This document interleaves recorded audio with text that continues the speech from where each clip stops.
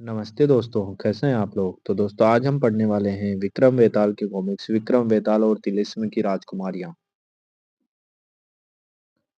बेताल की शर्त के अनुसार जैसे ही राजा विक्रम सिंह ने अपना मौन भंग किया, बेताल वापस शमशान में लौट आया और जलते हुए सीरस के वृक्ष से उल्टा लट गया। लेकिन हठी राजा विक्रम सिंह भी उसका पीछा करते हुए शमशान में पहुंचे तथा सीरस के वृक्ष पर चढ़कर बेताल को पुनः कंधे पर लाद कर नीचे उतरे और अपने मार्ग पर चल दिए।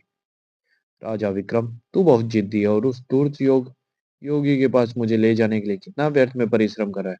लेकिन अब जब तक तू मुझे पुनः कंधे पर लाद कर चल ही रहा है, तो मैं तुझे एक कहानी सुनाता हूँ। इससे सफर आसानी से तय हो जाएगा। ध्यान देकर सुन।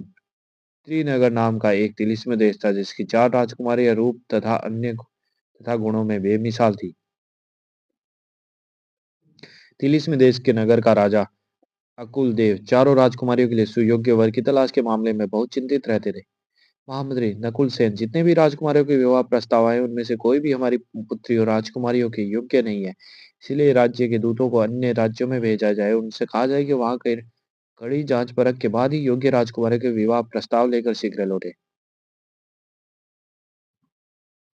उस तिलिस्म देश त्रिनगर का प्रवेश द्वार सिर्फ एक था, जो स्वर्ण भील के नाम से विख्यात झील के मध्य में था, जिसके बारे में तिलिस्म देश में रहने वाले के अतिरिक्त पृथ्वी का कोई भी मनुष्य नहीं जानता था।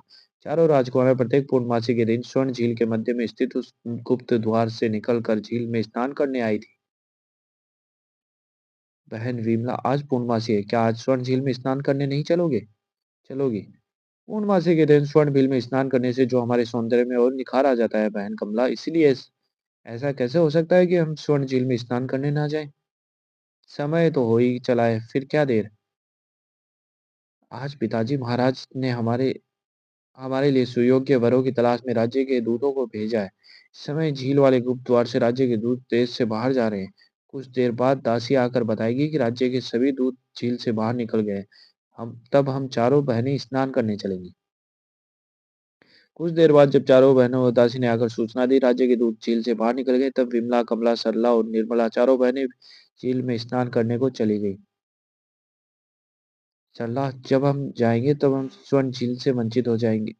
जब हम विवाह कर जाएँगे तो स्वर्ण झील के स्नान से वंचित हो जाएँगे, क्योंकि तब हमें अपने ससुराल में रहना पड़ेगा। तो क्या हुआ? मैं तो हर पूर्णमासी को पिताजी से मिलने के बहाने यहाँ आ जाया करूँगी। विवाह के बाद पूर्णमासी पर स्वर्ण झील में स्नान करने के मामले में राजकुमारी विमला, कमला और सरला की एक राय थी। वह किसी न किसी बहाने से हर पूर्णमासी के दिन अपने ससुराल में अपने मायके तिलिस्मी देश में लौट कर आया करेगी और स्वर्ण झील में स्नान करती रहा करेंगी। पर छोटी राजकुमारी निर्मला की राय अपनी तीनों बहनों से भिन्न थी। भाग्य, हमारा भाग्य हमारी इच्छा से बढ़कर नहीं है। विवाह के बाद पता नहीं हमें अपने तिलिस्मी देश से कितनी दूर जाना पड़े। अतः यह तो हमारे भाग्य पर निर्भर है कि विवाह उपरांत हमें स्वर्ण झील में स्नान करने का अवसर मिलेगा भी या नहीं। मैं भाग्य को नहीं मानती। जिस समय चारों राजकुमारी जिस स्वर्ण झील में स्नान कर रही थी, ठीक उसी समय पूर्व दिशा में हजार कोस दूर अजयगढ़ नाम का हर प्रकार से खुशहाल तथा संपन्न राज्य के शाही बगीचे में उस देश का राजकुमार वज्रदंत एक वृक्ष की छाव में बैठा उसी वृक्ष की एक डाल पर बैठे सफेद कबूतरों के एक जोड़े की बातें सुन रहा था। जब से हम इस राज्य में हैं, तब से हमें कभी भी शाम को अपने घोंसले में भूखे पेट नहीं लौटना पड़ता। इस राज्य की कुशलता का रहस्य भी यही है कि यहाँ का हर निवासी पशु पक्षी और साधु संतों के हिस्से का भोजन उन्हें देकर फिर स्वयं भोजन करने बैठता है।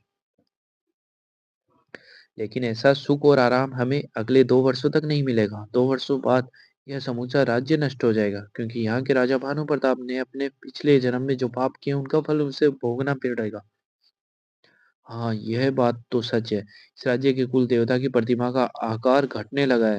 इस प्रकार अगले 2 वर्षों में कुल देवता की प्रतिमा जमीन में समा जाएगी, तभी यह समूचा राज्य भी धरती में समा जाएगा। लेकिन विधाता ने राजा भानु प्रताप के इस जन्म के पुण्य और इस राज्य की जनता के पुण्य को देखते हुए इस राज्य के बचाव का एक उपाय भी बताया, जो हमने कैलाश पर्वत पर भगवान शिव के मुख से सुना था, जो देवी पार्वती को बता रहे थे। हाँ, वह तो मैंने भी सुना है कि इस राज्य का राजकुमार यदि की तिलिस्म देश त्रिनगर की राजकुमारी से विवाह कर ले, तो उसकी पहली संतान का एक पुत्र होगा।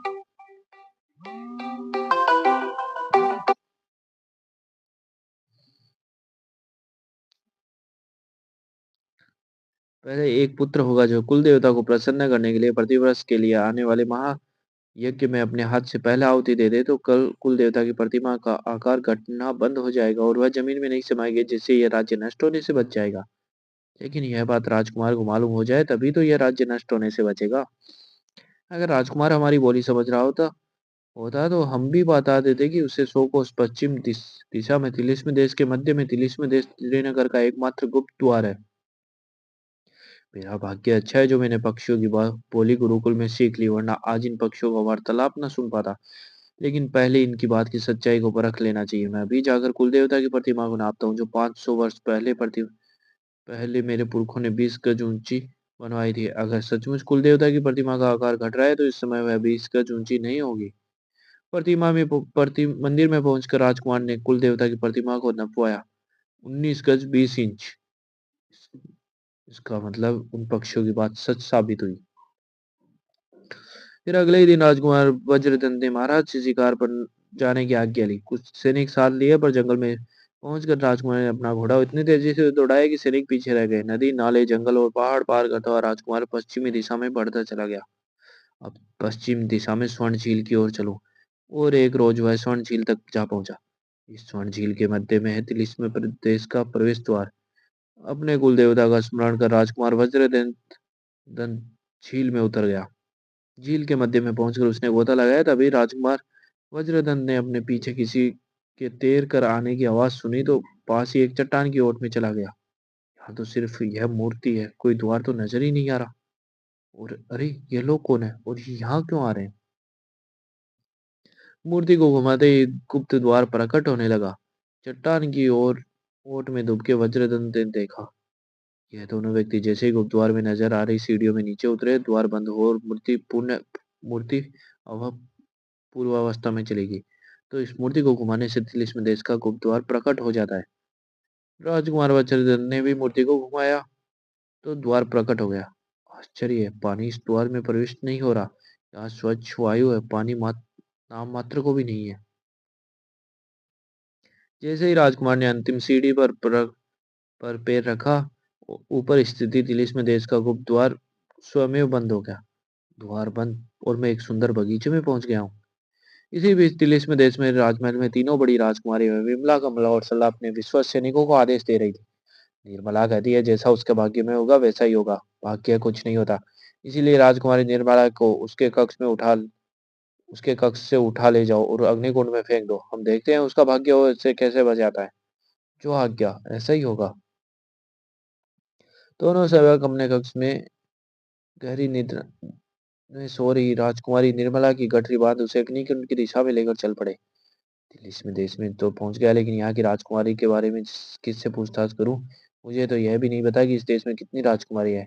इन दो आदमियों की पोशाकें राजमहल के सेवकों जैसी लग रही है। क्यों नहीं इनका पीछा करूं और जहाँ सर्विलेंस से पूछताछ की जाए। लेकिन पहाड़ों से घिरे अग्निकुंड के समीप पहुंचकर उन दोनों सेवकों ने गठरी खोली तो राजकुमार को सारा मामला समझते देर नहीं लगी। गठरी में से तो निकली उस सुंदर युवती की पोशाक बता रही है निश्चय यहाँ की राजकुमारी, और यह दोनों दुष्ट व्यक्ति उसे ज्वालामुखी रूपी उस अग्निकुंड में फेंकना चाहते हैं। राजकुमार वज्रनंदन ने उन दोनों दुष्यवकों के सामने पहुंचकर उन्हें ललकारा। ठहरो, मेरे यहाँ मौजूद रहते हुए तुम एक की जान इतनी सरलता से नहीं ले सकोगे दुष्टो। राजकुमार की ललकार सुनकर दोनों सेवक घबराए। फिर तलवारें खींचकर राजकुमार वज्रदंत का मुकाबला करने लगे, लेकिन राजकुमार वज्रदंत के सामने उन दोनों सेवकों की एक ना चली। दोनों सेवकों का काम तमाम कर राजकुमार बेहोश राजकुमारी के होश में आने की प्रतीक्षा करने लगे और शीघ्र ही राजकुमारी को होश आया। तब तुम कौन हो? मैं अजयगढ़ का राजकुमार वज्रदत्त हूँ। तो आदमी तुम्हें उस अग्निकुंड में फेंकना चाहते थे जो मेरे हाथों मारे गए। अचानक राजकुमार वज्रदत्त के पैरों नीचे रखा पत्थर खिसक गया और ओह नहीं! राजकुमार वज्रदत्त का शरीर अग्निकुंड में गिरते ही उसमें भरे खोलते लावे में विलीन हो गया। लेकिन राजकुमारी निर्मला को ऐसी सिद्धि प्राप्त थी कि वह किसी भी प्राणी के नष्ट हो चुके उसके जिस्म के अवशेषों को प्राप्त कर सकती थी, भले ही वह किसी भी अवस्था में हो। राजकुमार वज्रदत्त, तुमने मेरे प्राणों की रक्षा की, इसलिए मैं तुम्हारी हो चुकी हूँ। अब तुम किसी भी अवस्था में मुझे स्वीकारो। अगले ही क्षण अग्निकुंड में से निकलकर थोड़ी सी राख राजकुमारी सामने आ गिरी। ओह, राजकुमार वज्रदत्त, अगर मेरे भाग्य में हुआ तो मैं तुम्हें तुम्हारे वास्तविक रूप में देख सकूंगी। राजकुमारी निर्मला उस राग को उठाकर वापस राजमहल में अपनी तीनों बड़ी बहनों के पास आ पहुंची। निर्मला, तुम यहाँ? मुझे राजमहल के दो दुष्ट सेवक अग्निकुंड में फेंकने के लिए ले गए थे, लेकिन मेरे भाग्य में अभी जीवित रहना लिखा है, इसलिए। राजकुमारी निर्मला ने तीनों बहनों को सारी बात विस्तार पूर्वक बताई और ठीक है, हम अपनी सिद्धियों को प्रयोग करेगी। तुम तीनों चाहो तो यह सुंदर राजकुमार पुनः जीवित हो सकता है। ठीक है, हम अपनी सिद्धियों का प्रयोग करेंगी। इस प्रकार हमारी सिद्धियों की परीक्षा भी हो जाएगी। लेकिन अगर यह सुंदर राजकुमार जीवित हो गया और तुम इस पर अपना अधिकार नहीं जताओगी। राजकुमारी निर्मला से यह वचन लेकर राजकुमार के जीवित होने तक उस पर अपना अधिकार नहीं जताएगी, तो उन्होंने अपनी अपनी सिद्धि का प्रयोग शुरू किया। बड़ी राजकुमारी ने अपनी शक्ति से राजकुमारी निर्मला द्वारा लाई गई राख में से राजकुमार के जिस्म की अस्थियां निकाली और उन्हें जमीन पर क्रमबद्ध निकाला। राजकुमारी कमला ने अपनी सिद्धि का प्रयोग कर राख को का चढ़ाया और अस्थियों पर चढ़ाया। इस प्रकार राजकुमार वज्रदत्त का जिस्म तैयार हो गया और राजकुमारी सरला ने अपनी सिद्धि का प्रयोग कर उसमें प्राण फूंक दिए। लेकिन राजकुमार के जीवित होते ही तीनों बड़ी राजकुमारियों में उससे प्राप्त होने की बहस छिड़ गई, जबकि राजकुमारी निर्मला ने सिर्फ ईश्वर को धन्यवाद दिया कि उसके प्राणों की रक्षा करने वाला जीवित हो गया। ईश्वर तेरा लाख लाख धन्यवाद। मैंने इसमें प्राण फूंके, इस पर मेरा हक है। मैंने इसे शरीर दिया। मैं अस्थियां नहीं देती तो तुम दोनों क्या इसे जीवित कर सकती? बताओ राजा विक्रम, राजकुमार के साथ विवाह करने की हकदार चारों बहनों में से कौन थी? इसका जवाब जानते हुए भी नहीं दोगे तो तुम्हारे सिर टुकड़े टुकड़े हो जाएगा। सुनो बेटा, राजकुमार वज्रदत्त का विवाह विवाह छोटी राजकुमारी निर्मला के साथ होना चाहिए, क्योंकि बड़ी राजकुमारी विमला उसने राजकुमारी जिसने राजकुमार की स्त्रियां एकत्रित की, उसने पुत्र का कर्तव्य निभाया। राजकुमारी एक कमला ने राग से जिस्म बनाए, उसने सगे व संबंधियों का कर्तव्य निभाया। जो राग राग की राख को जो शव की राख को चिता पर से उठाकर नदी में बहाते हैं, राजकुमारी कमला ने जीवन देकर मां का कर्तव्य निभाया, जबकि राजकुमारी निर्मला ने राजकुमार को सच्चे दिल से चाहा। उसने सिर्फ उसके जीवन की कामना की, इसलिए राजकुमार का विवाह राजकुमारी निर्मला के साथ होना चाहिए। बिल्कुल सही कहा तुमने। तीनों बहनों का विवाह विवाद तिलिस्मी राज्य के राजा अकुल देव के सामने पहुंचा तो उन्होंने बड़ी सारी बात विस्तार पूर्वक सुनी। अंत में बड़ी सूझबूझ से वही निर्णय दिया जो तुमने बताया। राजकुमार वज्रदत्त का विवाह राजकुमारी निर्मला से हुआ। और अब मैं चला, क्योंकि तुमने मौन भंग कर दिया। मेरी बात मानो राजा विक्रम, तो आप वापस अपने महल में लौट जाओ। मेरा पीछा छोड़ दो, मैं तुम्हारे हाथ नहीं आने वाला। मैं तेरा पीछा नहीं छोड़ूंगा बेताल। मैं तुझे महाशमशान में पहुंचाकर योगी का दिया वचन निभाकर ही रहूंगा। तो आओ मेरे पीछे पीछे। आओ राजा विक्रम सिंह, आओ।